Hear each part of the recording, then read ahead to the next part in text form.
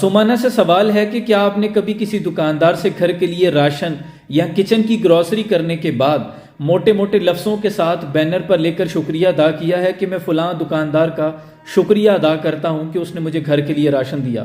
क्या आपने कभी किसी सब्जी फरोश से सब्जी लेने के बाद आकर फेसबुक पर पोस्ट लगाई है कि मैं फलां सब्जी फरोश का शुक्रिया अदा करता हूं कि उसने मुझे ताज़ा सब्जी फराहम कर दी, उसने मुझे टमाटर, बैंगन, आलू, प्याज दे दिए हैं? आप में से किसी ने किसी बस सर्विस या एयरलाइन का कभी शुक्रिया अदा किया है कि मैं फलां बस सर्विस या फलां एयरलाइन का बड़ा मशकूर हूं कि उसने मुझे बखैर आफियत मेरी मंजिल पे पहुंचा दिया?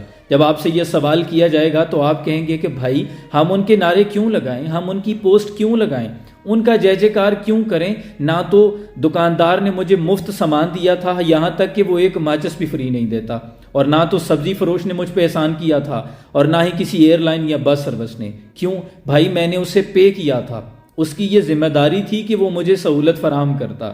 आपका जवाब बिल्कुल ठीक है और मुनासिब जवाब है। अब आते हैं असल मुद्दे की तरफ। क्या ये जो MPA, MNAs, वजीर और मशीर, सेनेटर्स वगैरह हैं, क्या ये अपनी जेब से आप पर पैसे खर्च करते हैं? क्या ये फी सबीलिल्लाह आपके फलाह व बहबूद के काम करते हैं? क्या आपको लगता है कि ये अपनी आखिरत संवारने के लिए या अपने वालिदैन के इसाले सवाब के लिए आपकी गलियां पक्की करवाते हैं, आपके सीवरेज के काम करते हैं, या आपके बच्चों के लिए स्कूल्स बना देते हैं, क्रिकेट के ग्राउंड्स बना देते हैं? भाई ये आप ही का पैसा है, ये मेरा और आपका टैक्स का पैसा है जो हम इनको पे करते हैं, बल्कि बदले में हम इनको अच्छा लाइफस्टाइल प्रोवाइड करते हैं। आपके और मेरे टैक्स के पैसों से इनके बच्चे बीकन हाउस में पढ़ते हैं, आला से आला तालीम के लिए वो यूरोप चले जाते हैं, और यहाँ तक कि हमारी सैर व तफरी के लिए तो हमें फुर्सत नहीं मिलती और पैसे भी नहीं बचते, इनके बच्चे सैर व तफरी के लिए भी यूरोप जाते हैं। ये मेरे और आपका टैक्स का पैसा है।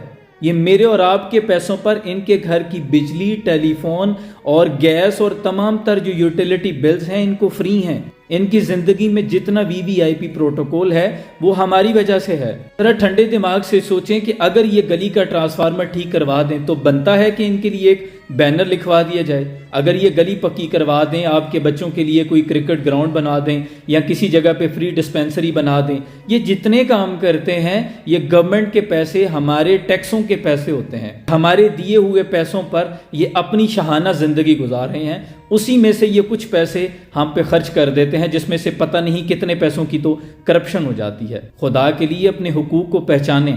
क्या ज़रूरत है कि हम इनके लिए नारे लगाते रहें, इनको सरों पे बैठा लें, इनके लिए फलक शिगाफ नारे लगाते हुए हमारी ज़ुबानें हल्क खुश्क हो जाती है?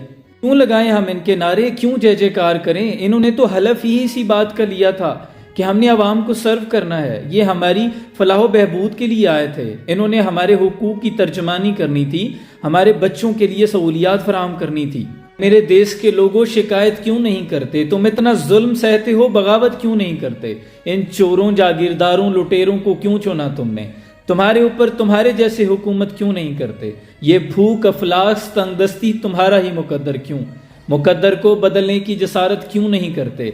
क्यों हमारे बच्चे गरीब से गरीब तर और बुनियादी ज़रूरियात से भी महरूम, और इनके बच्चे भी अमीर, और इनकी तालीम भी इंग्लिस्तान, और इनके बच्चे सैर व तफरी के लिए भी यूरोप चले जाएं? क्यों? हम इनसे सवाल क्यों नहीं करते? ऐ मेरे देश के लोगों शिकायत क्यों नहीं करते?